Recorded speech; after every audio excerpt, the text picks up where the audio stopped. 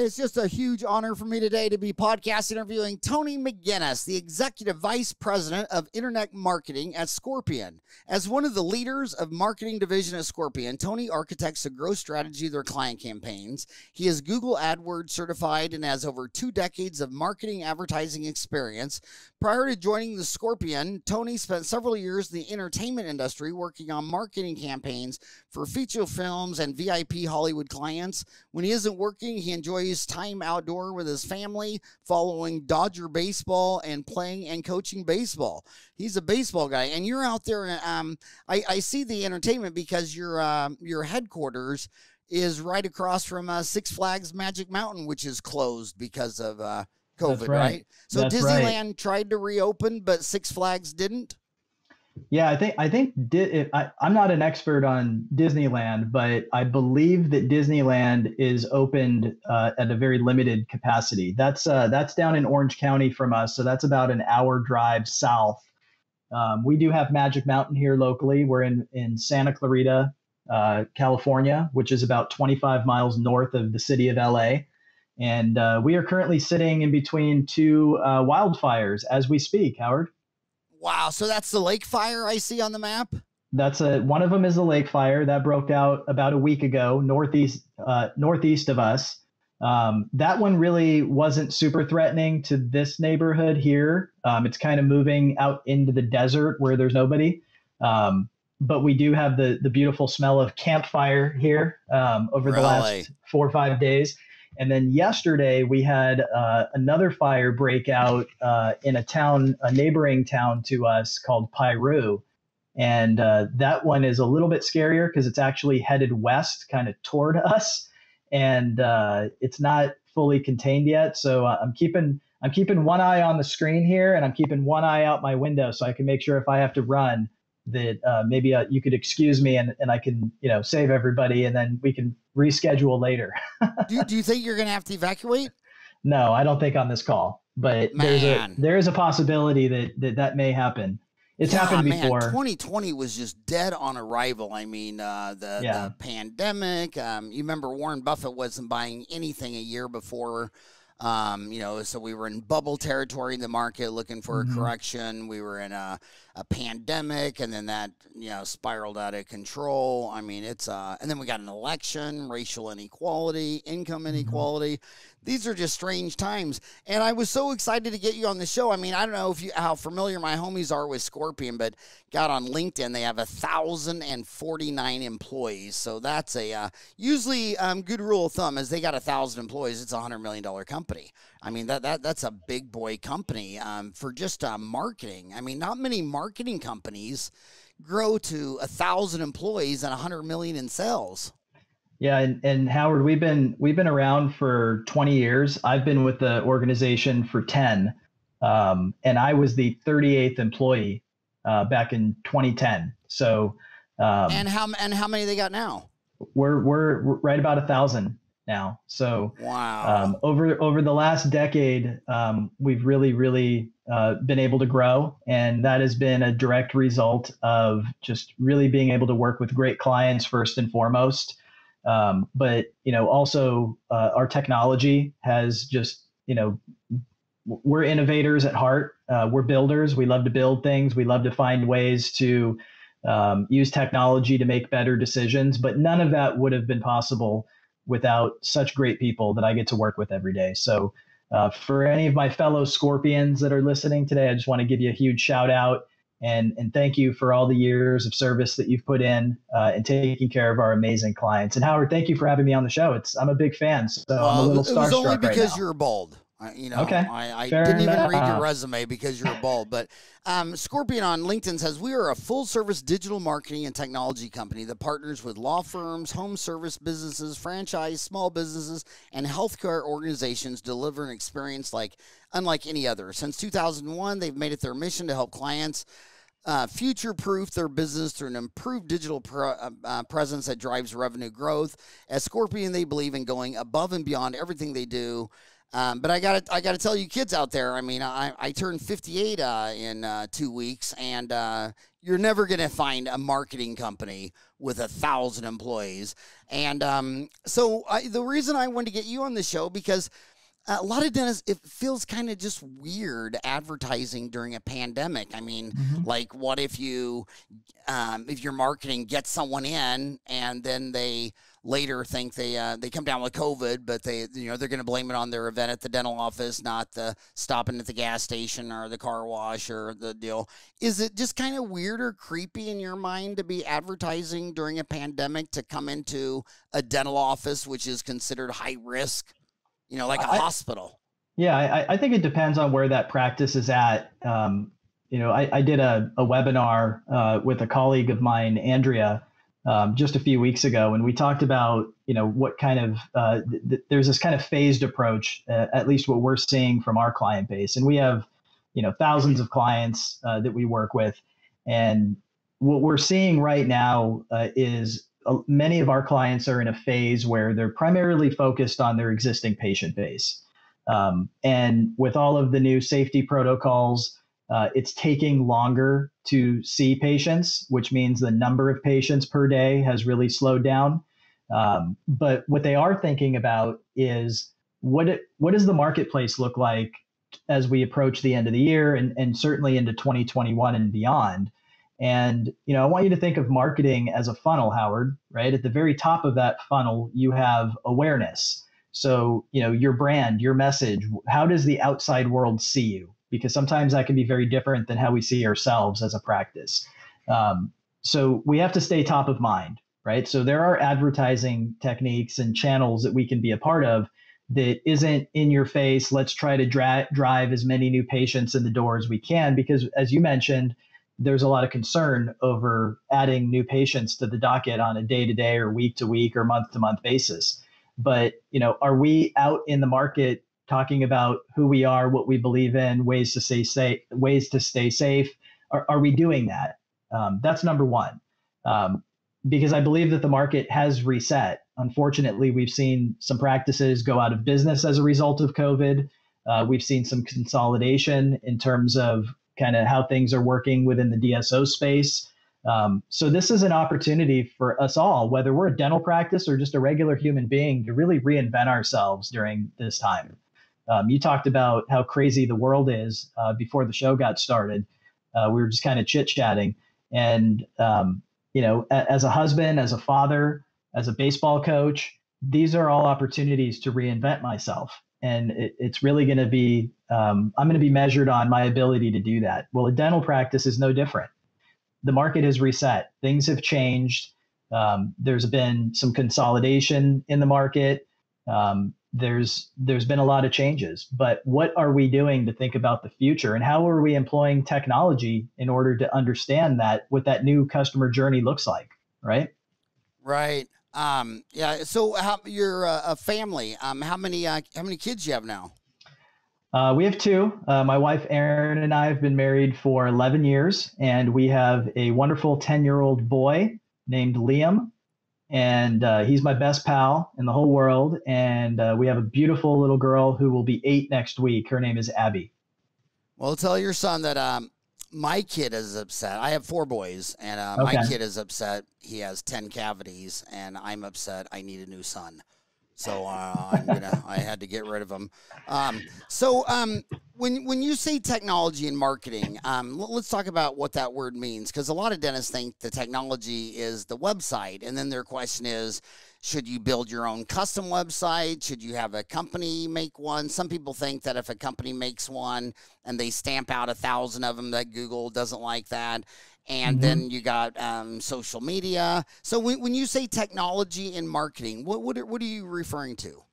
So you have to think about what the patient journey looks like. The patient journey is always going to start digitally, right? In some aspect, even if it's a referral, right? Even if Howard, you tell me about this great dental practice that you've been part of for all of these years, what's the first thing I'm going to do? I'm going to whip out my cell phone, right? Or I'm going to go to my laptop, and I'm going to look at reviews, and I'm going to start my digital experience right then and there. In many other cases, it's just someone searching for a dental practice. They might turn to Google. They might turn to social media. They might do a search that isn't in reference to that specific practice. They might type in dental practice near me, or dentist near me, or dentist in whatever city they happen to be in. And when we truly understand what that patient journey looks like, and we have technology in place that can really attribute and track where people are going, how they're spending their time online, what they're responding to, what they're not. And we can track that all the way down to whether or not that particular visitor became a new patient or not. Then we can really start to employ the best practices within our own markets. And if we don't understand that, and we don't have that technology working for us, we're kind of spitting into the wind. We're kind of throwing it up against the wall and hoping it sticks.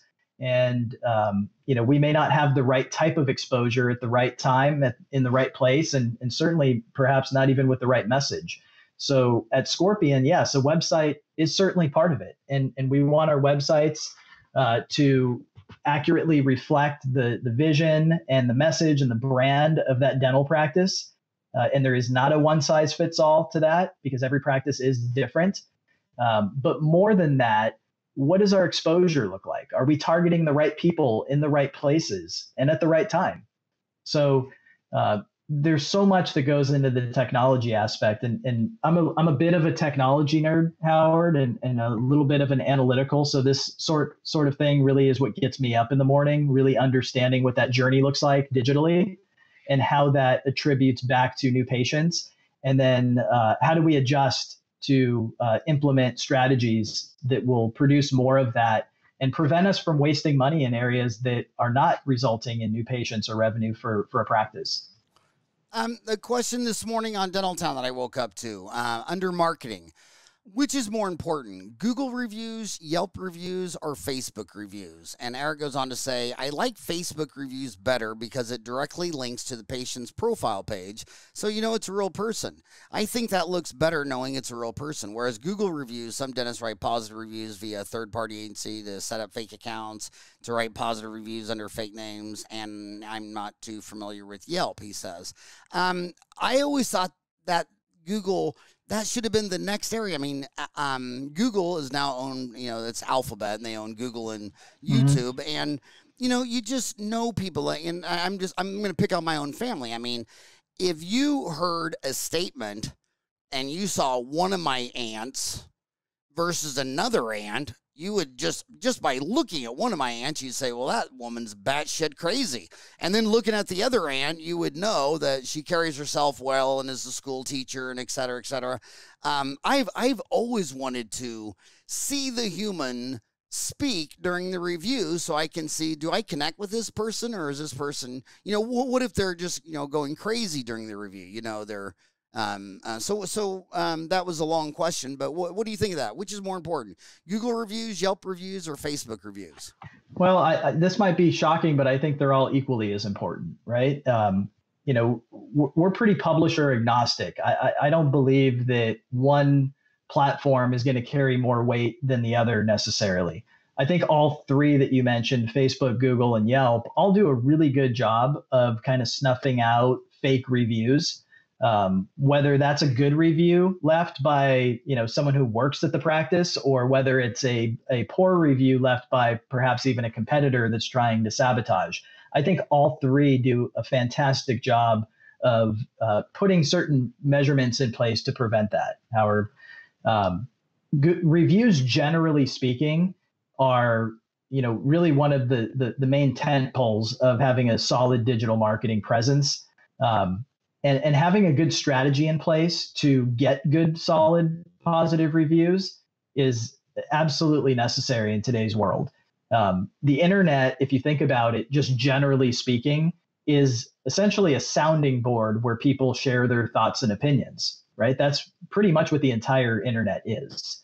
And reviews are just a very unique place to go to find out what other folks' experience is with your product or your service. And, Howard, when you're buying something on Amazon, I'm sure you look at reviews, right? I I'm really a bad person to talk about this entire set. I mean, I turned 58. How old are you? I'm 42. Okay, so my gosh, I'm Irish, so 16. I could easily be your father. You only got to be 14 if you're Irish. But exactly. the bottom line, like I'm gonna be 15 next week. I've still never seen anybody go to Yelp in my circle. I mean, I mean, when I'm with four dentists and we're thinking about what bar or restaurant we're gonna go to, I've never seen anybody pull out their phone, do a review. It's like, hey, my buddy Charlie says go here. I just, but I realize I'm a dinosaur, and I totally know Facebook. I quit Facebook on February for the pandemic. February 8th, I had 300,000 followers, and COVID-19 broke out, and I had to give something up. So I gave up Facebook. But yeah, Google reviews all the time. I don't do Yelp. And I never really looked at a Facebook review, but is that a younger generation thing, or is that a more girl than boy thing? Because do you still believe that women make more appointments than men for the dental office? I do. Yeah. Significantly? I do. Yeah, because I think that they're typically scheduling appointments for children and for their husbands more often than not, and obviously for themselves. But going back to the 3 different review platforms and thinking about the demographics, there's no question that Facebook these days has become more of an older kind of demographic, right?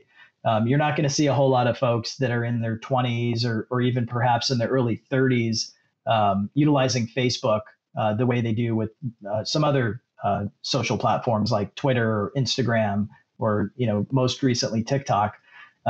So yeah, I think the older generation is definitely going to turn to Facebook, and the younger generation is going to look more toward Yelp. Google reviews are incredibly important because Google is obviously the search engine that has the largest market share. So when you're doing a Google search, you'll often see those local listings pop up, and it'll actually show you the reviews right then and there on the search results page. So that's a fantastic way to, obviously you want exposure within Google, whether that's through a paid advertising source, PPC, or through organic. But a lot of people are going to get access to what your kind of online reputation looks like directly through a Google search without even clicking on anything, right? You just do a search of dentist near me. And for anyone in front of a computer right now, go ahead and do that. Scroll down a little bit, and you're going to see, 3 or 4 businesses in those local listings that automatically shows their star rating and the number of reviews they have. And the way that the marketplace has responded to reviews over the years has been phenomenal. I mean, I know for me, Howard, I mentioned Amazon a moment ago. I don't buy anything on Amazon unless I at least see the number of reviews and the average star rating. Now, look, I will admit, I don't necessarily always read a bunch of reviews, but I do want to see that enough people, the number of reviews, had a positive enough experience, the average star rating, for me to even move on to my next step in my journey. Wow. Now, in the journal of, where is it? It's in the perio.org. So that's the American Academy of Periodontology. They have an article, Women Winning the Battle of the Sexes When It Comes to Periodontal Health. The difference between men and women are extensive, especially when it comes to taking care of one's health. Women are almost twice as likely to have received a regular dental checkup in the past year. In addition, women were more likely to schedule the recommended treatment following the dental checkup. Women in the study also had better indicators of periodontal health, lower incidence of dental plaque, et cetera, et cetera, et cetera. It's pretty, I mean, the battle of the sexes is really true. I mean, men and women are different. And when you say we're losing, Howard, we are losing.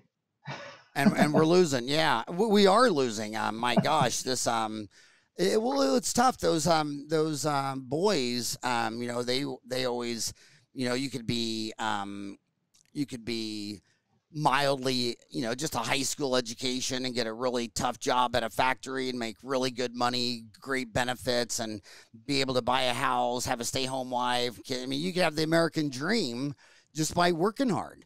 And now the American dream doesn't favor muscles. I mean, you just got to sit at a desk and do your data. And 70% of the valedictorians last year were women, and women, they're just, men were better for the bigger, tougher jobs from the Industrial Revolution, but it looks like women are better and are doing better on this technology revolution, right? Well, we have so many amazing women that work at Scorpion. I think that we're probably more than half of our employees at Scorpion are female, and we're a pretty modern type of business in terms of internet marketing didn't really exist. When we go back into the the 80s and early 90s, I mean, this is really the type of business that really took off in the late 90s, right? So we're not one of those old guard, male dominant run type of businesses. And we just have so many great women that we work with, so many great people in general that we work with, women in leadership, women at all levels of the company. And I think it's a great mix. And I think it's great to have different perspectives because, men and women are different in a lot of ways. And they think of things that we don't, and it's great to have them around. When I met my wife, I knew that she was the one because she was way better than I am. So, why not hire great people too? Yeah, and I notice little bitty things with my kids, grandkids, whatever. But they get an A on something or a trophy, they run and show daddy, and then if they fall down and get an owie, they run to mommy. I mean, sure. Even my boys are 30, 28, 26, 24, and they it's so obvious how they go to me and mom for different things. You said Google, Yelp, and Facebook do a fantastic job of getting rid of fake reviews. Did you read that on fake news? I really believe that they do as good of a job as they possibly can. For instance, if you go to Yelp right now, and you weren't a member of Yelp, you didn't have an account, and you just signed up for a Yelp account, and you decided that you wanted to review a restaurant that you ate at last week, and you wrote a review, that review will show for a very short period of time before it gets filtered. And the reason it would get filtered is because you would be going through a vetting process where Yelp was trying to establish if you were a legitimate customer leaving a valid review or not. So part of their algorithm, based on my experience, is that someone who often Yelps, right, and they do log into their Yelp account, fairly frequently, and they read other Yelp reviews and things of that nature. That all plays into whether or not that review is going to stick or not. And Facebook and Google, I believe, have very similar algorithms to kind of try to prevent that. I know a lot of business owners because we work with thousands of them at Scorpion. And I'm not going to sit here today and tell you that every single one of their reviews are valid. I'm sure things do slip through the cracks. But what we don't see is how many reviews that get posted illegitimately don't show, right? And I have relationships with partners at Google, with Yelp, and at Facebook. And I can tell you that, I believe that for the most part, they do everything humanly possible and beyond that. Let me stop you there because number one, I don't know if it's just with dentists or whatever, but my gosh, Dental Town, every thread about Yelp is not pretty. I mean, it's just why is that? I can't think of I can't think of another subject where that's so obvious. Yeah. And you know what I think it comes down to, Howard, is that a lot of businesses, not just dental practices, but certainly dental practices, but businesses in general don't really do a good enough job of having a strategy to secure good, positive, legitimate reviews. And when you don't have a strategy in place to do that, the only reviews you're getting tend to be the negative ones, right? I think that generally speaking, if you have a poor experience somewhere, you are going to be more likely to go and leave a negative review, as opposed to I had a good experience. That was the baseline. That's what I paid for. That's what I expect. So you're going to be less likely to have any incentive to go and leave a good positive review. So the question really comes down to, do you have technology and a strategy and plan in place to identify who your really happy clients are, customers, patients, whatever business you might be in? And are you taking steps to, you know, get good positive reviews? Are you asking those people to leave a good review if they had a good experience? Are you staying in front of them? We talked about the marketing funnel, and at the very top is that awareness phase. That isn't just true for potential new patients, that's true for your existing patients. So how are you staying in front of them so you're top of mind and they are thinking about you enough to where they're going to go and leave a positive review on any platform, right? So at the end of the day, Howard, I think a lot of businesses and practices just don't think about this on a day-to-day basis. And perhaps maybe they're not working with a marketing partner that is thinking about these things for them. So they have no strategy, they have no plan to get good positive reviews. And what ends up happening, the result of that is only the people who had a negative experience are the ones leaving reviews. Well, I have the man on here who's, what would you say you're employee number 38? 38. Man, employee number 38, and you have 1,100 on LinkedIn, but do you think you're over 1,000? We're hovering right about at the 1,000 mark. Yes. So you haven't crossed 1,000 yet? Not quite yet. So I want to be fair, and I want to say that the founder of Facebook is Mark Zuckerberg. You know his dad's a dentist, right? Yeah. Ed Zuckerberg, and he's come on the show once a year for the first 3 years, and come by my house. He's a great guy, just love him to death. But in saying that, Facebook is very controversial, and there's been a lot of scandals and things like that. And now the government seems to be picking on TikTok, and I always, there's patterns you see in life. Like if you're gonna bet, if you live in Arizona, this is the best place to bet against the Cardinals because there's so many people emotionally enamored with the Arizona Cardinals that they'll make insane bets. And I think that that China with TikTok, everybody's like, oh well, they're China, and then they start going into authoritarian government and blah blah blah blah. But how could TikTok be as bad and evil as Facebook and Google? I mean, every time they turn around, it's another huge data scandal or whatever. Do you think TikTok is under a fair scrutiny? I mean, I see Oracle out there rushing to buy it from Microsoft because he's just got to give it to old Bill Gates. But what do you think of the whole TikTok thing? Yeah, so I'm not a TikTok user myself because I'm not 14.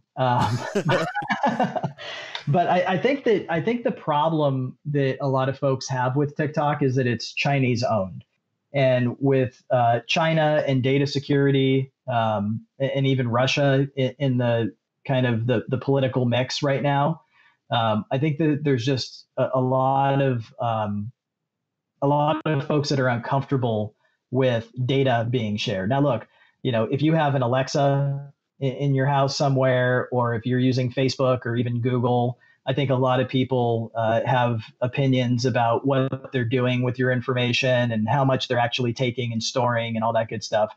But because those tend to be American-owned companies, I think that there's less of a concern in the general public about that. The moment it's a Chinese company, I think that there's fear that it will be used against not just the individuals and what they might be doing with data, but also, what they're doing to our country with that information.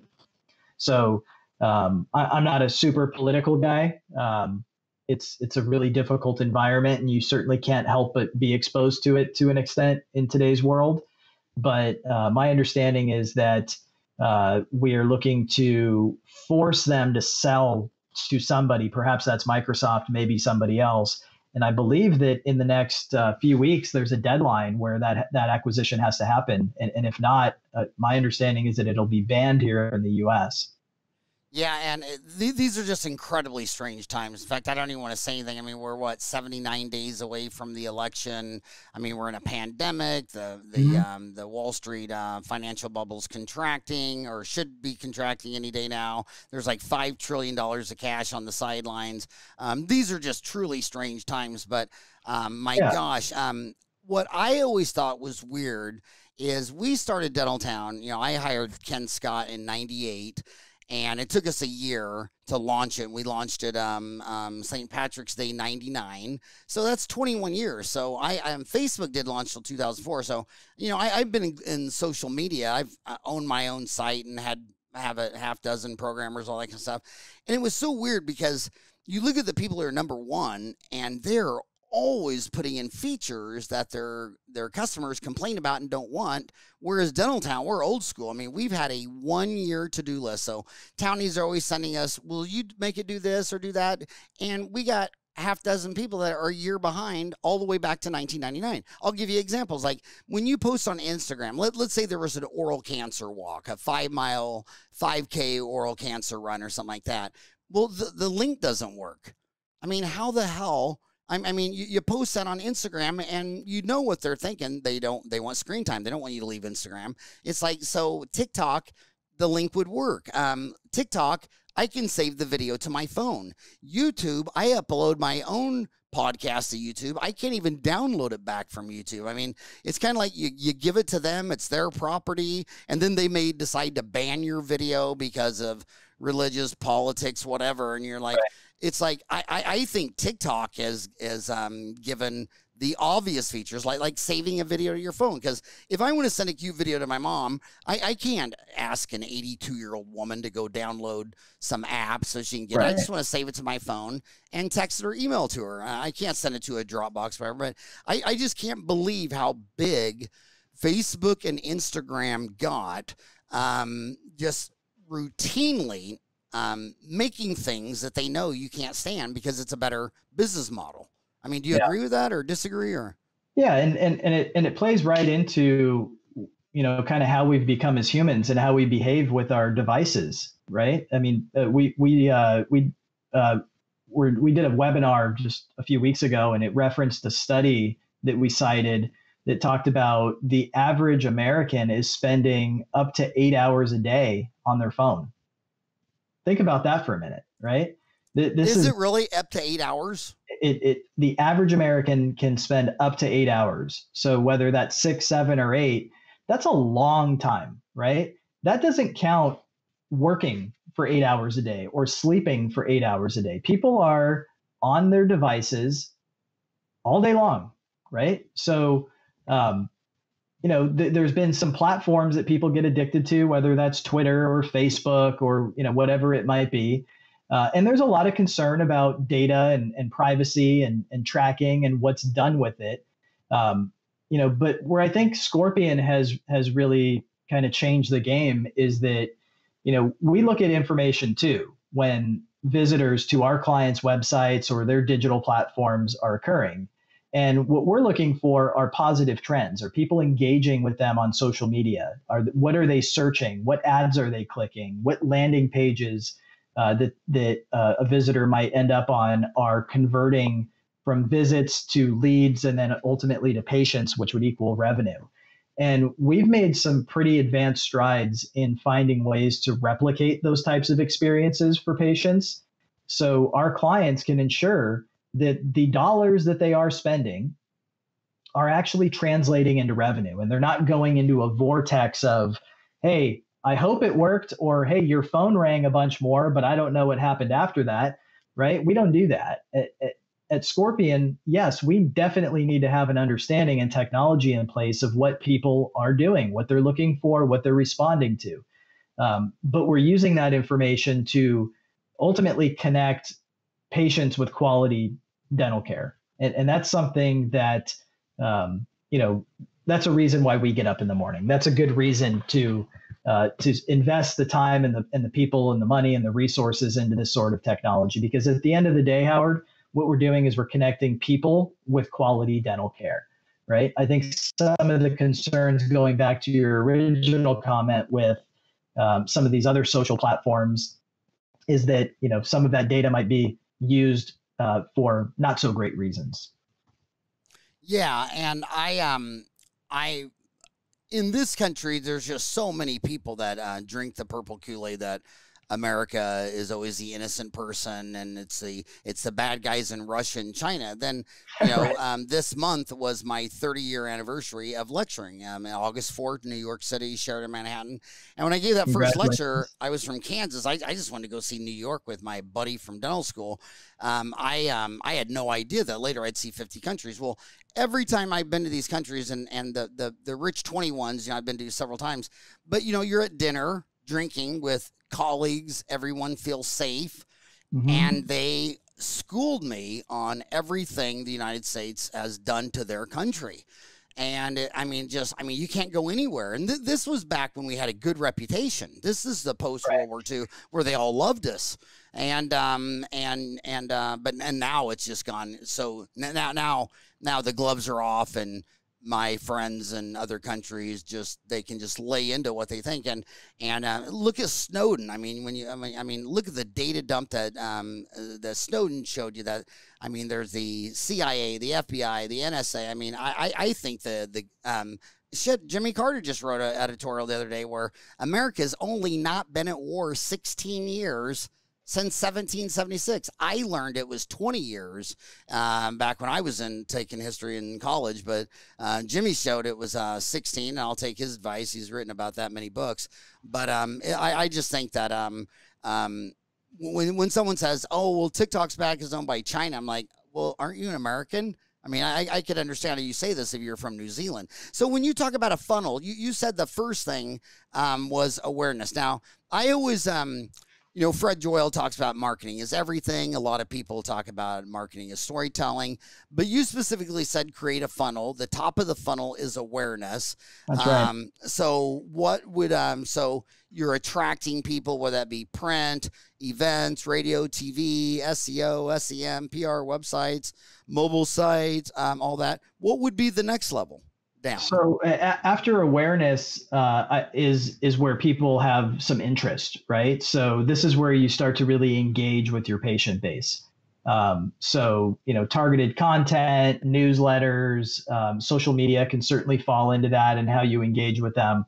So again, at the top, you have that awareness, and there are different channels that may or may not fit into the top of the funnel. But the next step down is definitely interest. So it's now not just that they know who you are, but they have some interest in perhaps your products or your services. And then what would be next? Consideration. So now they know who we are. They've got some interest. Now they're considering, right? So, again, there's a lot of different channels out there. There are literally hundreds of them. We've probably mentioned about 10 or 15 just in this conversation as it relates to Facebook and Yelp and Google and many others. But consideration would be next. So now they're actually considering that we may be a good fit for them. And after that comes intent.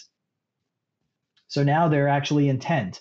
This is where we start to kind of work down more toward the bottom of that funnel. And I think that search is a good example of that. If someone does a search for dentist near me, they have some intent on finding a dentist near them, right? I think that's a pretty fair statement to make. So the question then leading up to that is, what have we done to make them aware of us? What have we said or done that has given them some interest in who we are? And what have they seen that would allow them to consider us, right? So, when we have our clients, we like to employ what we call a full funnel approach, which means that we don't want to just try to attract new patients at the bottom of that funnel. That's the most expensive place to do that. If we're running a full funnel approach, which means we're taking advantage of all available channels across the web, and we're thinking about all different phases of the patient journey, and we have been in front of that potential patient all the way through, when they do reach that bottom half of the funnel where they're kind of in that intent and evaluation phase, we're going to attract and acquire those patients at a cheaper clip than if we were to just focus on the bottom, right? An example of that would be look, I'm not doing any social media. I don't care about my reviews. It is what it is. I'm not going to do anything other than Google PPC. And I'm just going to pay per click, and I'm going to try to generate leads. That's where you see kind of that lead generation concept come in. And if that's your only weapon in your arsenal, you're going to pay top dollar for those leads. And the quality of those leads are typically not going to be as good as they should be. But when you've kind of fostered that entire funnel throughout that patient's journey, they know who you are. You've given them reasons to consider you.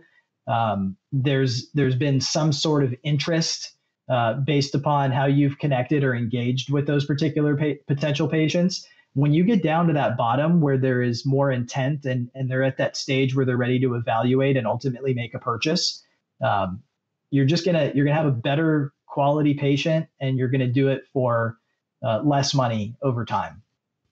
And I just want to say right out of the beginning a disclaimer, and that is I want to tell the young kids that I view marketing. You probably wouldn't have come on the show if you knew I was going to say this, but I view marketing as any substance abuse. And if you go to Dental Town, the substance abuse and recovery forum, I mean, every month there's someone, they get addicted to pain pills. So that seems to be the main thing in dentistry. Alcohol about 80% and opioids about 15%. But I think that the great companies like Walmart started in a town where they could market to 3 million people in LA. They only had Bentonville, town of 10,000. And when they did something and the lady told Sam, me and my husband are never coming back here again, that town just went from 10,000 to 9,995. And I just keep seeing all these dentists in the big cities that would always do marketing for 20 new patients a month from age 25 to 65. And I'm like, okay, 20 new patients a month. If a hygienist works 40 hours a week, none of them do, 50 weeks a year, that's 2,000 hours. They could see 1,000 people twice a year. So there's no perio, no gum disease. So you divide 1,000 people by 20, 20 times 12, 120, 1,000 patients by 120. At 20 new patients a month, every 10 years, you should fill up another hygienist. And you go see that dentist who's been getting 20 new patients a month from age 25 to 65, and he only has one hygienist working 3 days a week. And I say, well, what's really your big problem? What do you really need? He goes, I need to do some marketing. I'm like, dude, you're in a town of 5,000. You've been here 40 years. So I always see marketing is great to get people in there, because you can't have any word of mouth referrals if you don't have any patients that have any larynxes that could create words. But my gosh, it seems like big city companies and big city dentists get addicted to marketing, so their back door is wide open their whole life. Where a small town country dentist, they know who leaves the office. They see him at church, the school, the deal. They know why they don't come back. And they sit there and say, okay, maybe we should not do that or do it differently or whatever. But I think marketing is more successful in big cities where very lazy dental offices just burn and churn patients for 40 years. They don't have any retention. Agree or disagree? I agree. And you can do that more easily in a big market, because there's more new patients or potential new patients where you can keep turning and burning.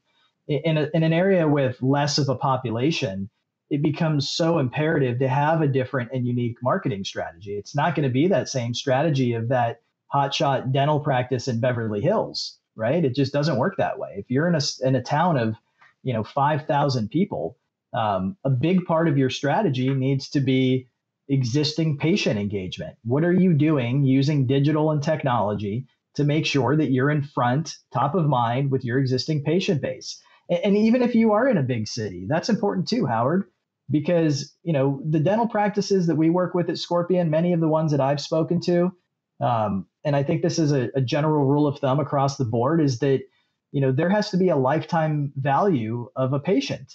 And you're not really going to be profitable if you see a patient one time and they never come back. It just doesn't work that way. You need to keep that patient on your list for many years. And when they need other larger procedures, they're going to think of you. It's not a one and done thing. And that is especially true, I think, in some smaller areas because, there's less of, as you put it, there's just less of a population to kind of fill that pipeline up with. Yeah, so a full-time hygienist working 40 hours per week, 50 weeks per year can see 1,000 patients. And so so let me just tell you what 1,000 patients look like. If you are getting 1,000 divided by 10 per month is 100 months. That's 8.3 years. 1,000 divided by 20 per month be 4.2 years. 30 a month is 2.75 years. 40 new patients a month is every 2 years. And 50 new patients a month every 1.7 years. And there are big dental offices in all the big metros. They get 40, 50 new patients a month for 20 years. Yeah. And you say, well, you're adding a full-time 40-hour-a-week hygienist every 2 years? Hell no. They have one hygienist in room one, or they think they're doing great because they say, well, we have a big hygiene department. We have 2 full-time hygienists. I'm like, well, dude, you're getting 100 new patients a month, and you've been doing it for 20 years. So it's just something that it's great. You got to do marketing when you open up. You got to do marketing. Like in Phoenix, Arizona, they say 10% of the homes flip every year. And usually they're coming from where you're at. Right. And then a lot of them now in Phoenix are going back to the small country towns that they came from. So we're in a contraction. So, you got that working. But my gosh, I really want to know, make sure marketing doesn't turn out to be your alcoholism and opioid addiction, and never solve reasons why the back door is closed. In fact, what I would do in all the new patients, I'd do an exit interview. I would act like I was surprised, like, did you just move to Phoenix? So tell me, Tony, where did you move from? And you say, no, I was born in Phoenix. Well, dude, you've obviously been to a dentist before. How come you didn't go back to the last dentist? And then they would tell you. And I don't want to know his name because then you got all that social stuff working against you. And they don't want to do that. And you don't need it anyway. And you start hearing, well, he didn't have evening hours. He didn't take my insurance. He hurt me.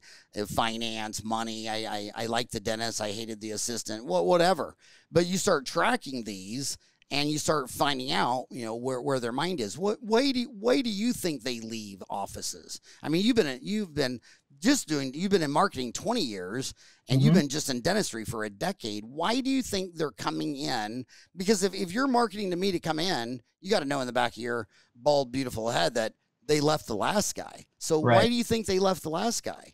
Yeah, why am I in play? Yeah, I think that, like you said, people moving can definitely play into it. Even if they're not, moving super far, right? If you move 10 miles up the road, you might actually find a new dentist that happens to be closer.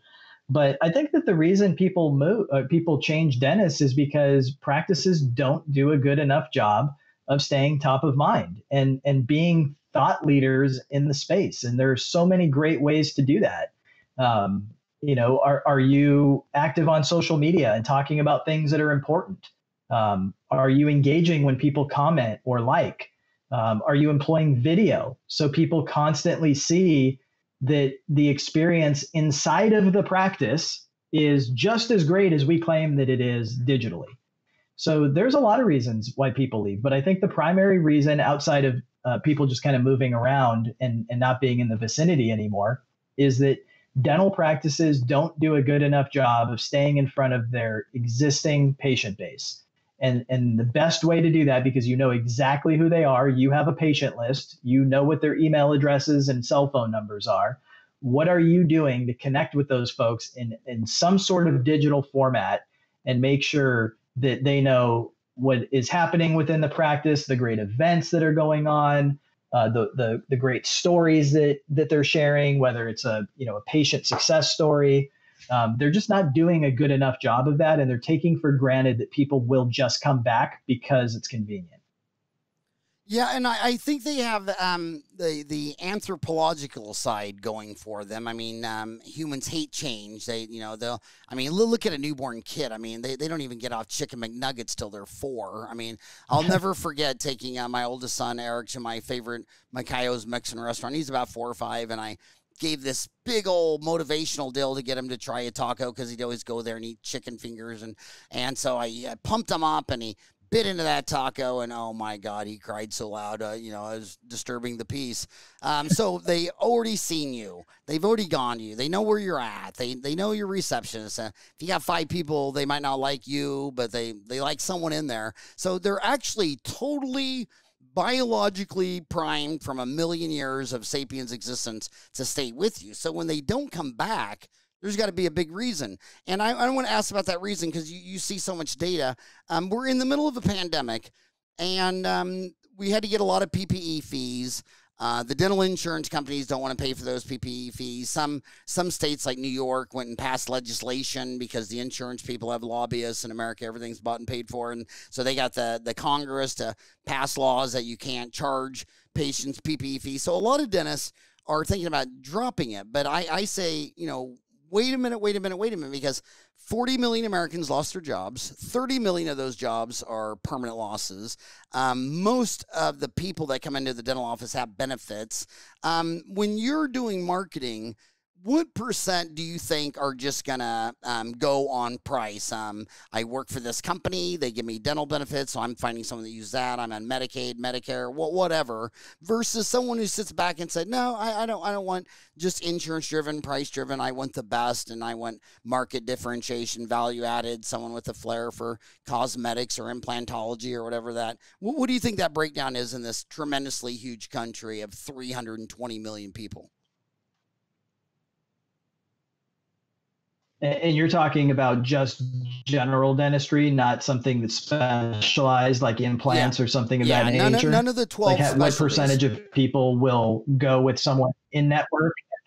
Yeah, so when you're planning your marketing... I don't know if I can answer that because I don't have the data in front of me. The only time I've seen data that was done methodically and would pass was it always came in at 50-50. It was just 50-50. But yeah, we got 12 specialties.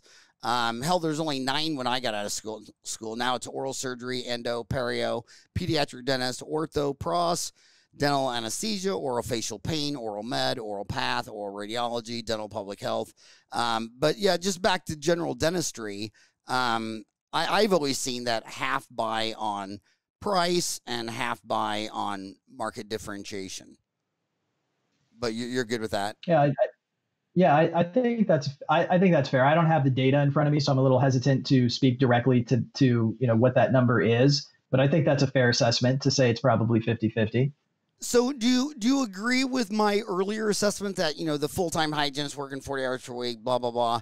If you're getting 50 new patients a month, then you should be adding, or 40 new patients a month, you should be adding a full-time hygienist 2 years. Do you think that's an accurate way to measure patient retention and the hygiene department, or do you are there better ways? Well, I think that it's going to really be based upon every individual practice's goals, right? So when we work with a practice, let's say we have a new client coming in, the very first thing we do before we agree to work together is to really understand, as well as they do, what the business aspect of their practice looks like. And sometimes it's a really interesting exercise to go through that with a practice because they haven't necessarily always thought about things that way leading up to our conversations. So we really want to uncover what kind of that kind of perfect world, that desired situation really looks like for them, both in the short term and in the long term. We really want to understand what obstacles have stood in their way from achieving that. And we also want to understand that what if we just continue with the status quo? What does that do to the practice and in how long? And once we understand that, we'll have a better idea of kind of what their current situation looks like. And then that allows us to really tailor a strategy and a budget that is going to achieve whatever it is that they told us they wanted to. And that's a process. When we go through that, we really view ourselves as consultative experts, not just technology people that are running all of these programs on the back end that nobody understands. First and foremost, we're going to be a consultant and someone who understands their business as well, if not better in some cases than they do. And only then are we in a position to recommend a particular strategy and a particular budget. So, I don't want to sound like I'm skirting the question, Howard, but it's gonna be different for every practice. There is no practice that's exactly the same. Well, you've been in dentistry for 10 years, so tell me what tell me what dentists are calling you for now. Are most of your dentists in California? Or are they all over the country? They're all over the country. So what is the main reason dentists are calling you? I mean, I see things like this where on the marketing thread on Dental Town, it's got to be one of the top 4 or 5 most active topics. I mean, it's crazy busy. And one of the threads post marketing. Give me one thing that you did that got fantastic results. And that's that magic silver bullet. But is that what dentists are calling you for? Are they calling you up and saying, dude, I don't want to talk. Just how much is it? And for me to get another 20 new patients a month. Yeah, I think that there's 3 primary reasons why dental practices call us to initiate potentially partnering together. The first thing is that they want more new patients. Depending on who that practice is and where they're at and which market they're in and what they're currently doing, that will kind of drive how many they're looking for. But number 1, they're looking for more patients. Number 2, they need their practice to stand out. And that really kind of speaks to that branding aspect of the marketing funnel that we talked about. They need increased awareness, essentially. And the final reason, and probably the one that we hear the most, is that they want to stop wasting money. They're spending money in different channels with, perhaps working with vendors or trying to do it themselves. And they're just wasting money. They don't understand what the results are. They can't attribute marketing dollars to ROI. Maybe the phone rang a little bit more, maybe it didn't. But what they feel like is that they're just wasting money. And that really becomes the number 1 reason that they reach out to us. Yeah. If you can't measure it, it's really hard to manage it. I mean, that was W. Edward Deming's deal. I mean, he, the only person that listened to him was the Japanese after World War II. That country was so depressed. I mean, we were at the end of World War II. I mean, just crazy stats. Like America was the only country that could build a car. It built like 85% of washers and dryers because the war wasn't here. Where the war was the manufacturing bases of Japan and Germany. So they were so destroyed. You had the largest transfer of wealth ever after World War II to the United States. And that's when dental insurance started, guys, because they had price freezes for labor. That was Roosevelt's great idea. And so the unions, they couldn't, it was illegal to ask for more money. So that's when they started thinking in their head, well, hell, pay my dental bills, fix my glasses, give me health insurance. And so now those other countries, Germany declared their rebuilding over in 1980. Japan started with 2 nuked cities. I mean, it took them until 1980. And that was the worst recession we had. All those countries were back online. And then there was a lot of new ones, India and South Korea and all these other ones.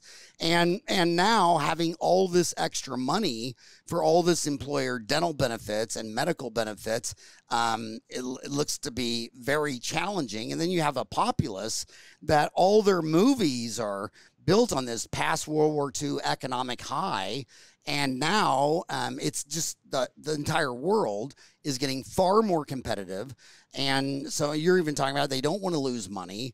My gosh, it's, these are very challenging times. So they don't want to lose money because they don't track their stuff. Like my friend who's an attorney out here, he's got billboards, TVs, and the back of the phone book. And I'm having dinner with him and I say, oh, do they all have the same number? How do you know if they're calling from the billboard? I mean, lawyers, dentists, physicians, they think they're really smart, and they are really smart in calculus, physics, geometry, and all that. But they really don't know what they're doing with marketing. They seem to never know their numbers in business, and they don't know their numbers in marketing. Right, or they base it off of feelings, right? They say, hey, I spent X amount of dollars this month, and that included, digital. It included some offline stuff, whether it was print or TV or billboards or whatever it might be. and then they kind of wait for the results to roll in, and then in their mind they kind of justify that it either worked or it didn't work. But what they don't know is whether or not it did, and within which of those channels worked well and what didn't, and how do they all play together, right? So at Scorpion, I'm so proud to have been a part of the development of this technology over the years, where we really do have an understanding of where patients are going, what they're doing, how they're responding within a certain campaign, not just generally speaking and saying, hey, here's a one size fits all aspect to it. There are certainly going to be best practices that we learn over time, but as it relates to that specific dental practice in their specific market, what is working well, what isn't, where are we wasting money? So where can we shift dollars into areas that are producing results? And what does that look like on an ongoing basis, month over month, day over day? Not just it works today, therefore it must forever work, right?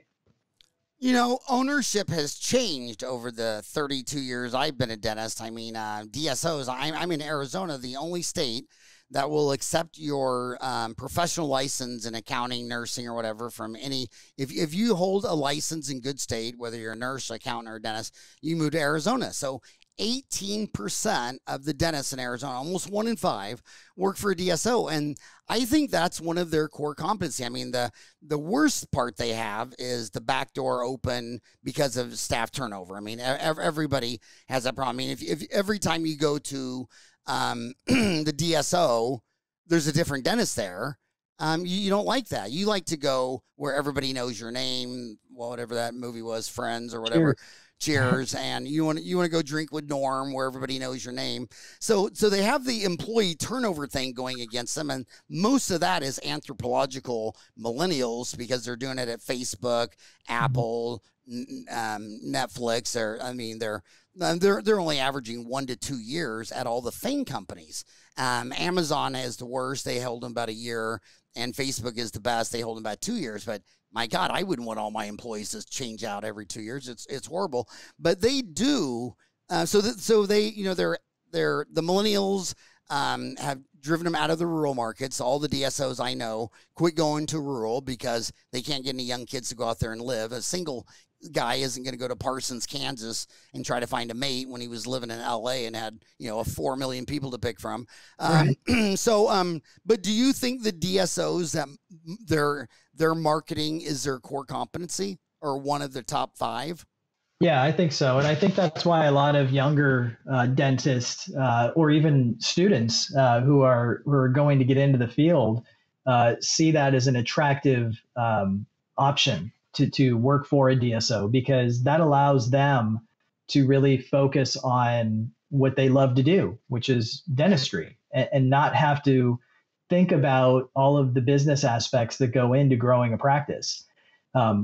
So, you know, that may be the best option for many folks, but, you know, what's also an option is to surround yourself with the right partners that can help drive the types of patients that you want to drive, and to do it in all of the ways that are proven, and to use real actual data on an ongoing basis, 24 hours a day, 7 days a week, to make adjustments in order to achieve those goals.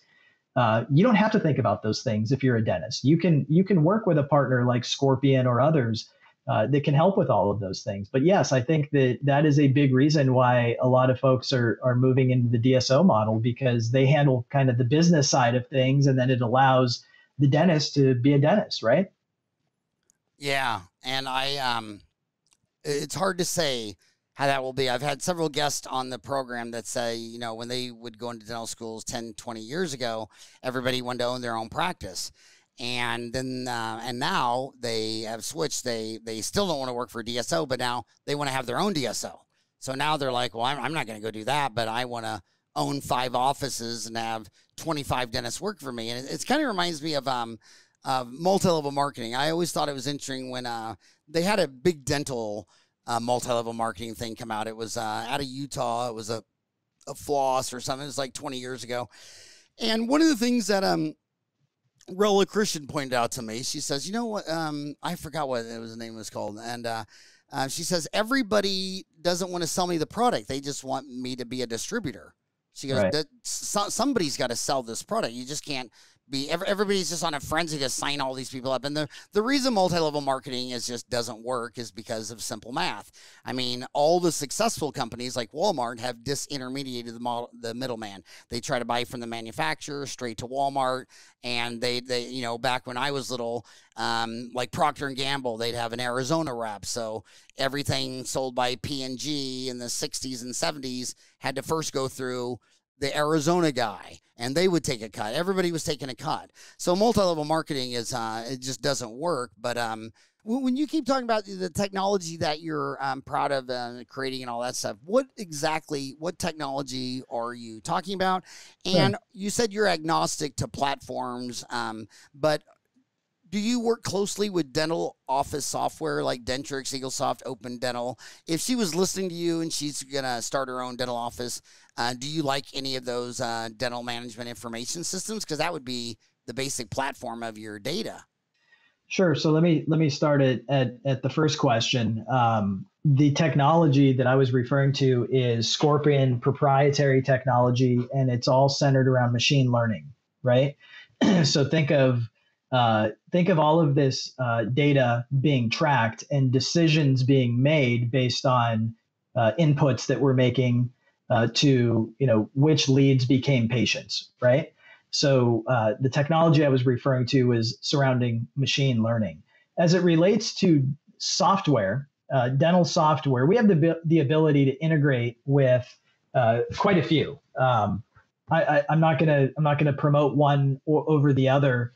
Because we have great relationships with many that we can integrate into. And, we also have our own platform here at Scorpion where our clients can log into a dashboard and see all the wonderful metrics and the analysis and the results and, patient information in terms of which leads became patients. And it allows our clients to interact with kind of what they're seeing on their end as well.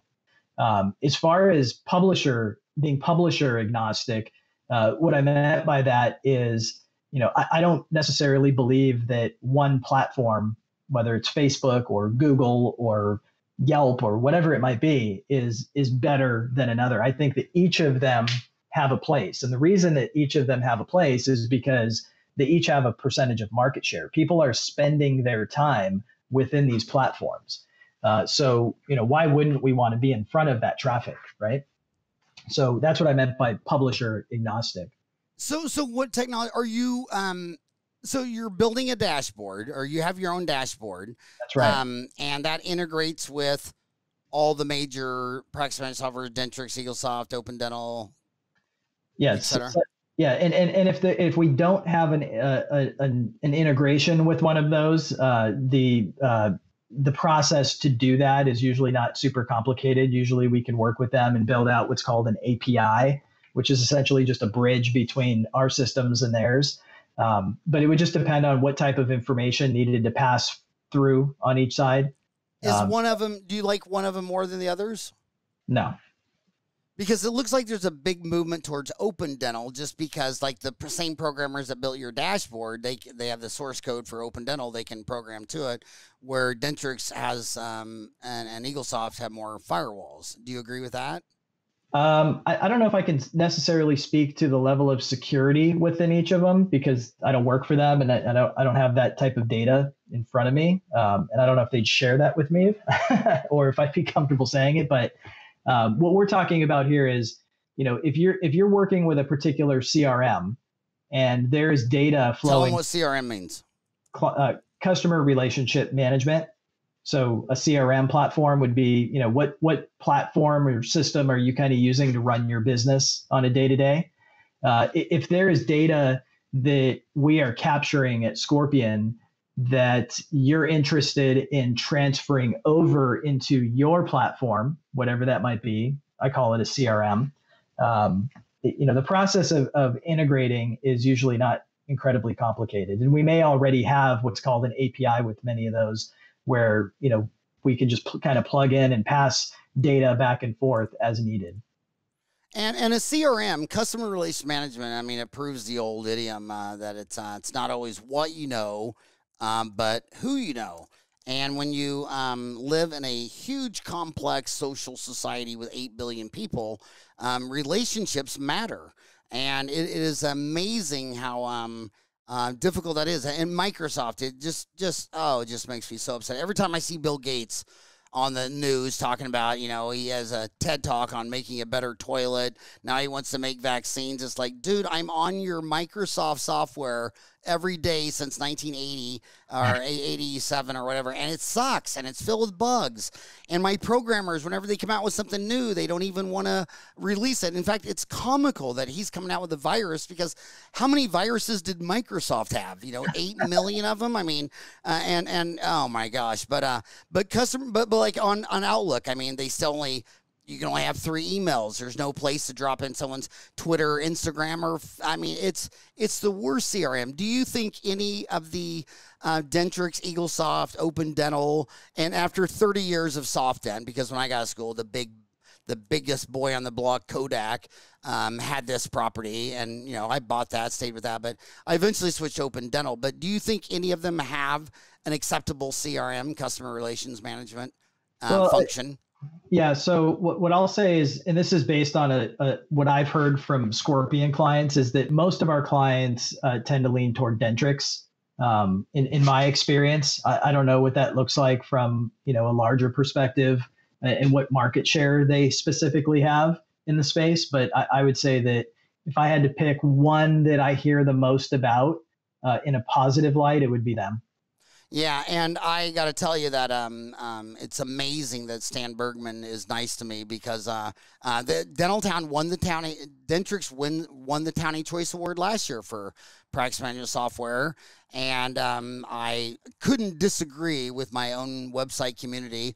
And I told Stan Bergman that yeah, everyone who tells me they love Dentrix, I'll just walk to their deal and I'll open up the report generator and I'll say, okay, Bozo, you love this thing. How many reports does it make? 5, 15, or 50? And he's like, I don't know. I said, I know you don't know, because when you go to the report generator, it says you haven't even used 85% of the functions. But right now you're checking out a patient who just had their teeth cleaned by your hygienist of 10 years. She got a routine cleaning, exam, and bite wings. Did you net $5.18 after taxes, or did you lose $12? I don't know. I mean, I flew all the way to Melville, and I flew to Effingham, Illinois, where EagleSoft was, and this is like 25 years ago. And I flew to Melville, New York to go see Stan Bergman. And this is before I was a lecturer or anything. And I mean, I finally got him, and I just like literally destroyed everything he said about that. And he said, okay. He goes, I agree. He says, you got a business mind. And he hired this, he took one of his MBAs, and they did a project, and they surveyed like 1,000 dentists to see if Howard's onto something. I've never been so humiliated in my life. You know what my homie said? 1,000 dentists surveyed. They said, do you like Dentrix? Yes. What future features would you want? Because I was saying it needs to integrate with Quicken, QuickBooks Pro, TurboCharge, Know Your Cost. They said they wanted to be able to change the font color of their notes. I mean, that reminds me of when I wrote my first editorial, Dentistry Today published, and it was called The State of Dentistry. I was I was all upset about something going on. I wrote The State of Dentistry, and almost all the letters that came back were showing me the typos. It's like, dude, I just wrote about the state of dentistry, and you're telling me there's 3 different ways to spell there. I mean, this wasn't an English lesson. This was a deal. But of course the dentists love Dentrix. None of them know their cost. The reason I would not go into your business in a million years is because you could do everything right. You could generate all the best ads, get all the best leads, and then they call the dental office, and 40% of them go to voicemail. And then the ones that answer the phone, can you please hold? I mean, so you're doing your job perfect. It'd be like Tom Brady throwing a pass to me during the Super Bowl. You know what I mean? You would hopefully not want to throw it to the 60-year-old fat guy. You'd want to. So you could do an A+ job, hand it off to a dental office that just doesn't even see it coming. Yeah, and Howard, that's a great point. And we like to put data in front of our clients so they could see that, right? So if that were an issue, if we were sending leads to a client, and we noticed that a majority of them, or even a percentage of them, those call durations were very quick, or not at all, meaning no one even answered the phone. we're going to point that out. We're going to let our customer know that. And we're also going to constantly seek feedback on what the quality of what we're generating is. And we have some really key components within our dashboard that allow our customers to go in there and really tell us this information and pass this over, because that essentially is what really closes the loop on, great that we spent this money in these areas and we got all these wonderful leads, but did they actually produce revenue? So that there's a feedback loop that must be closed in order for this to work perfectly in the way that it's intended to. So, so do you record? I mean, is that part of if they sign it with Scorpion, are you recording all their calls? That's an option if someone chooses to do that. Yeah. And what % of the dentists get that feature? It's available to all of our clients. But what % of the dentists actually get that feature? I mean, if they sign up for the program, they can just do it. They don't have to pay. Yeah, that is part of it. So most of our clients at Scorpion do take advantage of that. There's a small percentage for whatever reason that they just don't want to do that. They feel like there might be some privacy issues with that. But most of our clients take advantage of that. Yeah. The just if you put like when you go to Vegas, there's all those little cameras everywhere. Yeah, and they got like 3 guys watching the whole casino, because the research shows that you go into a 7-Eleven and you put a camera above the cash register, internal control over peculation goes up and pilfering and stealing goes down. If you just tell your staff you're going to record your calls, they're not going to be up there having a 20-minute phone call with their sister about where they're going for a happy hour. So just saying that you record it and have a camera over the cash register is very important. But I think that is, I mean, you can't call a Fortune 500 company without having your phone call recorded. So do you recommend that heavily? Do you think that's a big tool? Yeah, I do. I think that not necessarily from a deterrent perspective, although you make a great point, Howard, but I think that, if you're evaluating the quality of your staff in a way that is productive and coming from a place of coaching and training, you're going to generate a better patient experience from the very beginning, and that works. So yeah, I think it's a great tool. You said that you're using machine learning, which is the study of computer algorithms that improve automatically through experience, is seen as a subset of artificial intelligence. You're not using AI, you're using machine learning, or tell us about that journey. Are you programming that in Python? What's that look like over there? Yeah, so it's all proprietary, meaning that we don't outsource any of our development. The team that has developed this technology, this has been an effort for a lot of us for many years, really dreaming it, understanding what we need it to do. But we have Scorpion employees who are doing the programming to develop this type of software. So what we're doing is we're tracking every event that occurs throughout a patient's journey that we have access to, which is scarily quite a bit. And what we're doing is we're making efforts to replicate the types of behaviors that are trending in positive direction. So when a particular visitor starts their digital journey, wherever that may be, and they ultimately become a lead, meaning they called the dental practice, and then closing the loop became a patient, what we do is we look at that information and we try to start to develop trends. So the more data we collect, the longer we're running a campaign, the smarter and smarter it gets, because we just have more data to go off of. We also leverage that type of information from a larger picture too. So we look at all of our clients and we try to get an understanding of, kind of generally speaking, what's working and what isn't. But we also heavily weight a specific campaign because we understand that different practices have unique differences and markets are all unique as well. Not every market is the same. So, will you, I can't believe we went over an hour. We're well over an hour. I can't believe it. I could talk to you for so long. So again, what is the average dentist paying you? Why are they calling you? What are they paying you? And is there like a fee plus marketing? Like you could hire a marketing guy, but if he says, I'm going to go out and put this ad on Facebook Mm-hmm. or whatever, they need a budget. So is there a scorpion fee plus an advertising spend feed? How much is the average dentist spending with you? How many new patients are they getting? Talk Yeah. that. So that really varies, Howard. And we don't have just like a set price because we understand that every practice has different goals. But on average, your average dental practice is going to that works with Scorpion. They are paying what we call a services fee, which really goes toward the website, the search engine optimization, our time, everything we do on the campaign to achieve whatever their goals are. And we have packages that start out at, $500 a month that can go up to several thousand for a multi-locational type of business or a DSO or something like that. And then on the advertising component, that's going to really depend again on goals and what they're looking to achieve. But we have clients that are spending, a few $100s on advertising, maybe very top of the funnel stuff that isn't driving patients, the way that, a bigger firm that's outspending them might be doing in a large market.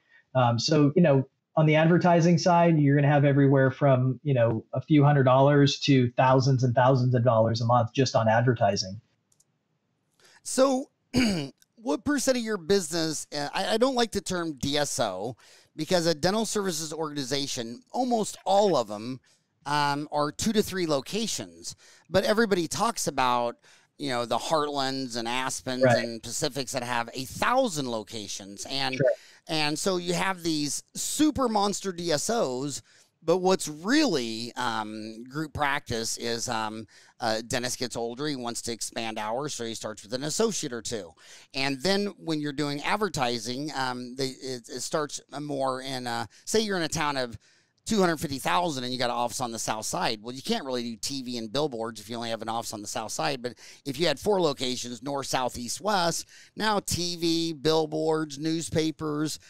So what percent of your business is with multi-location offices? Yeah, so I would say, Howard, a vast majority of our business on the dental side is a single business. It is a single location dental practice. That makes up a majority of the number of clients that we have. We work with quite a few that have multi-locations. Some are, I know you hate the word, but some are DSOs, some aren't technically.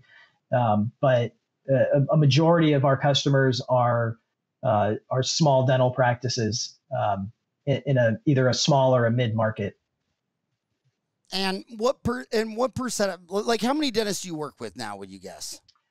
Oh, we have I believe we have 14,000 total clients. That's all of our verticals. I think in the dental space, we're somewhere in the ballpark of several hundred that are dental clients. And what is the average dental client spending with you and a month?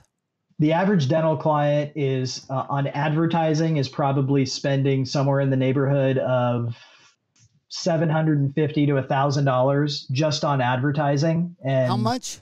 $750 to $1,000. Okay, $750. I thought you said $750. So they're spending $750 to $1,000 a month on advertising. That's right. Now, is that for the fee to Scorpion, or does that include their print? That's advertising, digital advertising only. The Scorpion fee, the average client is paying us probably about the same. So I would say that all in, the average investment is probably somewhere in the ballpark of a couple grand, $1,500 to $2,000. So the average Scorpion dental client is spending $750 to $1,000 for your expertise, and another $750 to $1,000 on the actual print. And are you more likely to do social media or print or TV or billboard? So we don't do anything non-digital. So we're not doing print or billboard, and we don't do TV. Everything from an advertising perspective that we do is digital media. So we're talking about Google AdWords, social media, retargeting, display, video ads, maybe on YouTube, other channels, Facebook. We can do video as well. So we're talking about digital advertising. And is it a close synonym to say that it's internet marketing, or should you really say digital marketing? Both are the same. You could say digital or internet. And when I look at, I love to read, I have two loves, right? Well, family first, business second. And when it's business, it's just, I started off in Sonic drive-ins with my dad for 10 years. I really loved the franchise location business part, but I fell in love with if I was going to work with my hands, I didn't want to make a chili dog. I wanted to do a root canal. So those are my two loves, dentistry, business. Would you say that, you're only digital because that's your core competency? Or is it because newspapers and value packs and TV and billboards is contracting and less effective, and it's just not a good direction for your company? Or why is that? I think that there's definitely, I'm not going to say that offline is completely dead, although some aspects of it, I think you could argue is either dead or dying. But our core competency, our expertise is in the digital space. We intimately understand how the internet works and how visitors interact with websites and other digital platforms, social media as an example. And that really is our wheelhouse. That is our core competency. And what I love about it, because I've worked in the marketing field for 24 years, and in the late 90s, early 2000s, a lot of the experience that I got was more traditional marketing. It's so hard to track, right? There's just not a trail.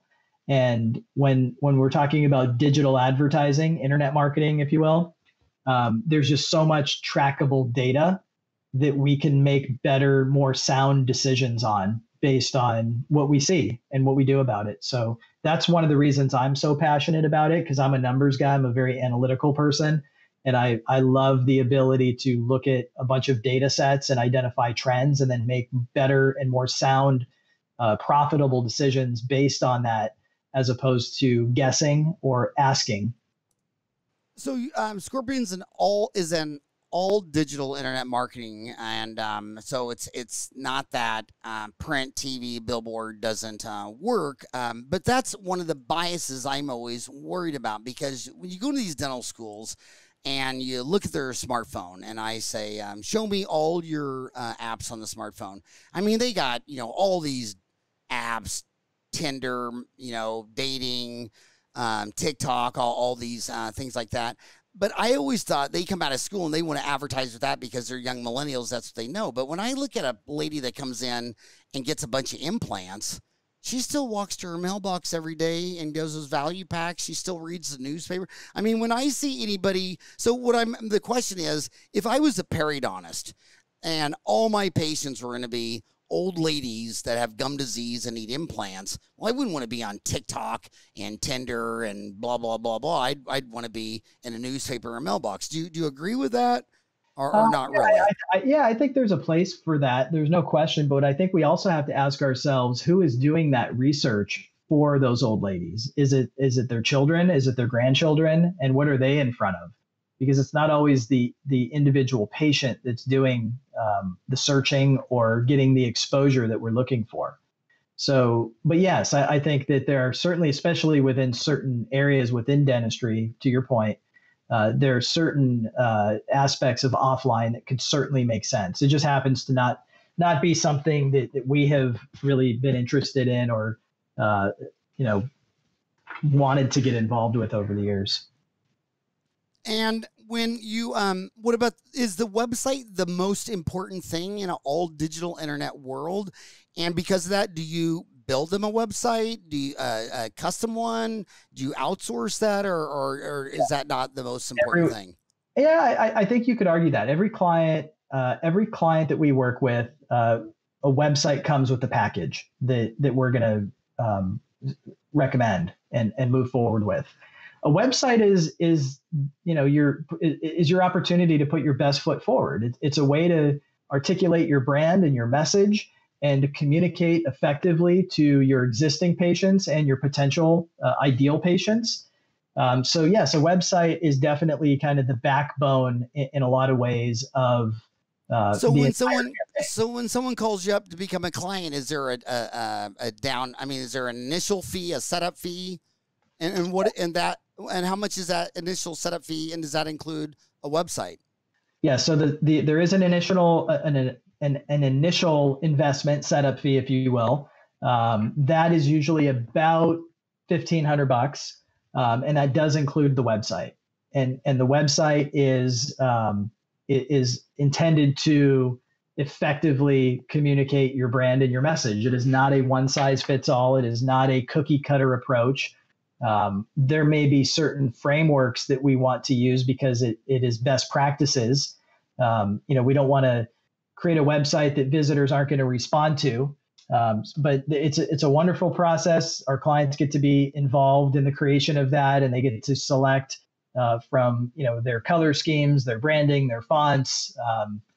They all approve it before it ever goes live. So it's a really cool experience for our clients. They tend to enjoy it. We enjoy it too, but the delivery of the website is definitely part of the setup fee. And do you host that for them too? We do, and it's on our own. Okay, CMS. So now, can I upload a picture, or do I got to do all that through you? I mean, is it like an ATM machine? You can reach out to your team at Scorpion to do that, or you can log in yourself and do many things as well. And then if I no longer want you as a client, do I own that website or the content on it? Or is it just you still host it, it's your property, and you just make it go silent? Yeah, so assuming that you fulfilled your contractual obligation, Howard, you do own the website. Now, you would have to go find another hosting company because it would be sitting on Scorpion's platform. So you can take those website files, find another vendor, and put it up there, and that's usually not an issue for anybody. So that $1,000 a month includes a dashboard, and that pretty much guaranteed syncs with your majors, Dentrix, Eaglesoft, and Open Dental. Yeah, the $1,000 a month includes the dashboard, so you would have full access into all of the metrics. Are you how many leads came in? What does your traffic look like? What is your social engagement? Plus many others. So that is all inclusive in that services fee. Wow. And do you work with dental office consultants? I mean, are they the one? Is that part of your value chain where people call consultants and they think, okay, I'm gonna deal with it's people, time, and money. The most important thing is the staff, and the staff, is just everything. It's no different than, sports where, I'd rather have the best pitcher right now on the Diamondbacks and having the best coach. I mean, so they'll deal with all those issues and outsource marketing to you. Yeah, we do work with some consultants that have multiple clients, dental practices as clients, and that's fine too. We have no problem with that. I would say a vast majority of our clients are the actual practices themselves, but we do have a handful that are consultants that come to us to find solutions for their clients. Can you name your top consultants that you like to work with, or would you prefer not? Is that channel conflict? I would prefer not to, because I haven't cleared it with anybody prior to this. But offline at some point, I'll let you know. Okay. Well, if Rustin Kretz, your boss, says anything, you just call me. I'll let him know. Just send me an email, howard@dentaltown.com, and I'll reach out to Rustin. He sounds like a really nice guy. What's really blows my mind, I don't know if I'm really, really old, but he's got a really big company and he looks really, really young. So he must have just hit the ground running. I mean, he looks like a baby. Rustin and I are very good friends. We've known each other for a long time. I actually met Rustin through baseball many years ago. Him and I are the exact same age, and we still get, not so much in COVID era, but we still get together, a lot of the guys, and we do our fantasy football league every year. And our kids are all about the same age now. I've coached baseball with Rustin over the years. He's a great guy. He's my age. He's 42. He's a great friend, and he's a great boss. That is awesome. So you're working with hundreds of dental offices. It's mostly small solo practitioners. It's all digital. It's all internet. They're paying you about $1,000 a month, and then they're spending about $1,000 a month. Mm-hmm. And when they call you, they can record all their phone calls. They'll get a new website. They'll get a dashboard, and the dashboard's so important because remember, you've been practicing for 40 years and you don't know any of your numbers. So, you know, a dashboard, you could know less. I mean, that's what I tell dentists. They say, well, do you think I should go back to school and get my MBA? Well, you actually couldn't be a worse businessman. So, I mean, it's not going to hurt anything. It's not going to, like, you're going to get a dashboard and then all of a sudden all hell breaks loose because you know, like, 3 numbers now that you didn't know the first 10 years. But is the dashboard very popular, and how many things does it track?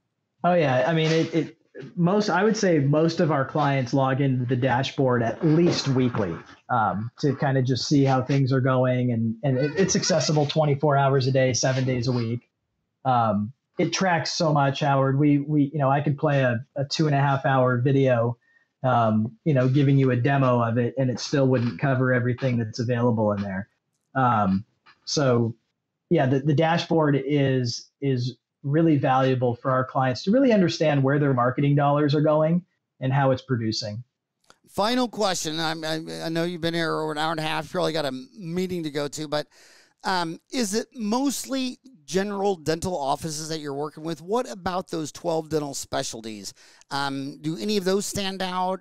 Does what you do work better for oral surgery, endo, perio, pediatric, ortho, pros, any of that stuff? Yeah, general dentistry is I would say our primary area when we look at our entire client base, but we work with a heck of a lot of orthodontists too.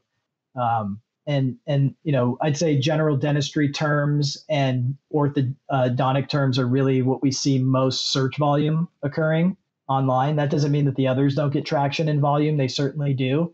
But most of our volume is in the general dentistry and ortho realm.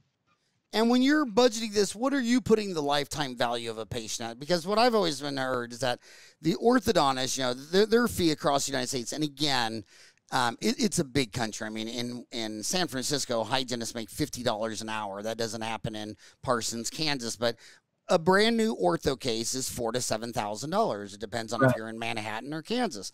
But they'll realize that orthodontists will realize that $4,000 to $7,000 in 2 years, whereas a general dentist will realize that with the patient over 5 years. Do you agree with that? Yeah, absolutely. And those average lifetime values will vary as well. It just depends, right? What we want to do during the discovery phase before we're even officially working with a particular practice is we want to understand what their current situation is. So, you know, how long does the average patient stay with you, Howard? You know, what do you realize in terms of revenue year over year? Do they tend to refer a friend or a family member that we should account for? What other types of procedures might they, you know, use you for during that lifetime? And what are the values of those? So, you know, the lifetime value can range. It could be, you know, it could be 8,000 over the course of 5 years or 10 years. It could be 15,000 if we're factoring in referrals and other things. So we just really want to understand that and accept that that's going to be different from practice to practice. And that's a huge problem in dentistry. Everybody uses the same standard accounting terms when we're talking about caries, perio, occlusal disease. We use all the official words from math and biology. Then when it goes to business, oh my God, the American Dental Association doesn't even have a standard chart of accounting. So you have all these dentists sitting around a table saying, my overhead's 50%. Or they'll say, well, my labor is 20%. I'll say, does that include FICA matching, uniforms, this and that? They don't even know what they're talking about. And you're right, Howard. A lot of the times when we ask this question, we kind of get I don't really know exactly. But the good news is that, you know, we can help figure that out with you and come up with the right solution and budget that would meet your current situation and your desired state too. Last question. You said most of the, I asked you, the last question was the 12 dental specialties most in demand. And you said you work mostly with general dentists and orthodontists. I get that. But if she was listening to this podcast, a quarter of my listeners are in dental school. And I know that because you leave comments in the YouTube. Thanks for subscribing to the channel. I got 14,000 have subscribed to this channel. Thank you so much for that. But they're probably listening to you thinking, well, a general dentist, you know, they're competing with the dentists across the street and some big DSOs, but orthodontists are you know, they're competing against Smiles Direct Club and, you know, big Wall Street company. I mean, Smiles Direct Club has 4,500 employees in Nashville. First of all, Nashville's not an expensive place. I mean, that would, and that's just a huge company. If you were in dental school and with everything you know about marketing and you were trying to navigate forward, would you be a general dentist, oral surgeon, endodontist, periodontist? Who would you avoid the most? Do you think orthodontics looks like the one that's going to be facing the most competitive challenges over the next decade? Yeah, I don't think that would necessarily persuade me to stay away from it, because I still believe that providing quality ortho care is a need, right? I have 2 kids with braces right now.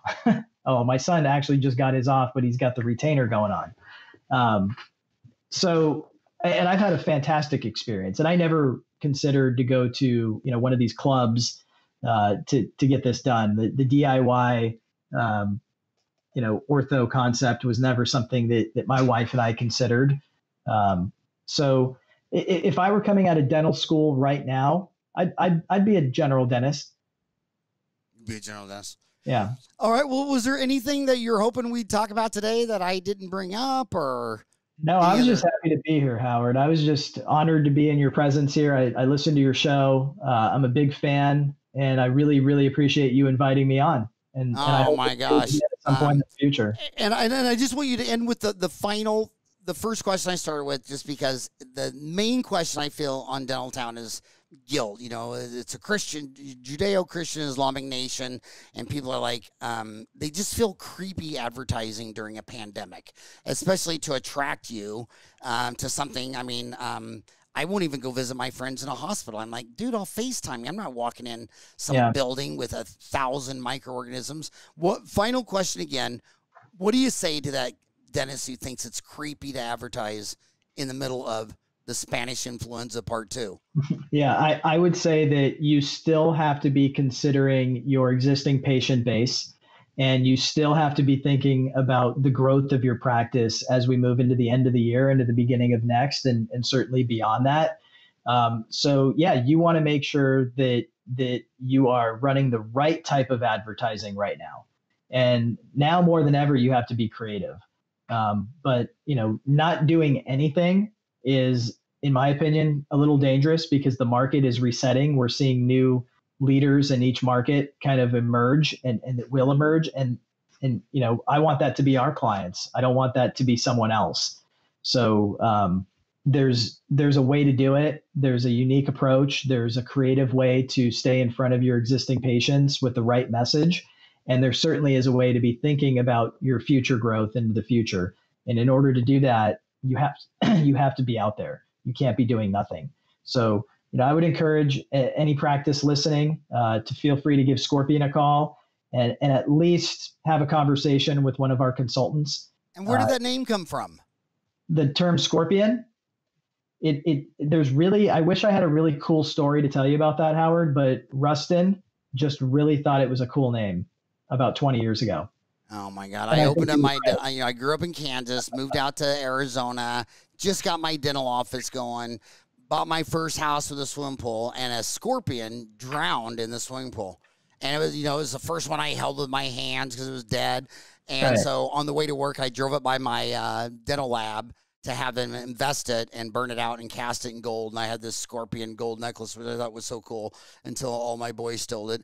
But I just want to end on one final ranting at the marketing is that, I've always said that you don't want to get addicted to drugs, and advertising, it can be a very bad drug. So what I would say is this: for every $1 you spend on advertising, I want you to spend $1 on addressing the no. So like I had my staff, when they would call, if they'd say, are you open Saturdays? And we said no, and they hang up. Well, we tracked a no. And we had a prescription pad called, just like your regular prescription pad, it's called Getting to Yes. And we track all of our no's. And then every month we go over the no's and say, okay, we lost 11 because we're not on Saturday or evenings. Do we want to address that? People, and then when they come in, we'd exit interview them. Why did you leave your last dental office? And we track all that. Didn't take my insurance, didn't have laughing gas, blah, whatever. But what I think is really weird is if you spend $1,000 or $2,000 a month in advertising, and dude, I have friends in this town who are endodontists that don't have nitrous oxide. How many patients asked you, do you have nitrous oxide? And the dentist says, oh, I don't really think I need it. Okay, well, how many incoming calls did you have last year? He has no idea, but he knows that none of them asked if he had nitrous oxide. Okay, so you have no idea how many incoming calls. You have no idea how many went to voicemail. You have no idea how many calls went to voicemail and were never answered, but you just know for some unknown godly reason that nobody wants nitrous oxide, but you're always going by dental offices and giving them baskets of cookies and this and that. You're always doing marketing for your referrals. But what I want you to do is for every dollar you spend opening up your front door, you need to spend an equal dollar closing the back door. Because I'm in Phoenix, and when I drive to Las Vegas, they have a little dam on the way, and it backs up that lake. I mean, it's the biggest monster lake you've ever seen, and that is having your back door closed. And what most dental offices are, especially the ones that are really into marketing, there's no dam. They just have this rushing river going through, and they're burning and churning 100 new patients a month. And dude, if you're burning and churning 100 new patients a month, God, you got the front door down. You got it. Hey, congratulations. Now let's try to shut the back door. Let's try to pry that baby shut. And it's all data driven. And so that's my rant. Retention is equally as important. So thank you, Howard, so much. I appreciate you. You're the man. I'm going to keep listening. Thank you so much for having me. Hey, thank you so much for coming on the show. And after this pandemic or something new comes along, or you get more machine learning or AI, come back on the show. You got it, my man. All right, buddy. Have a great day.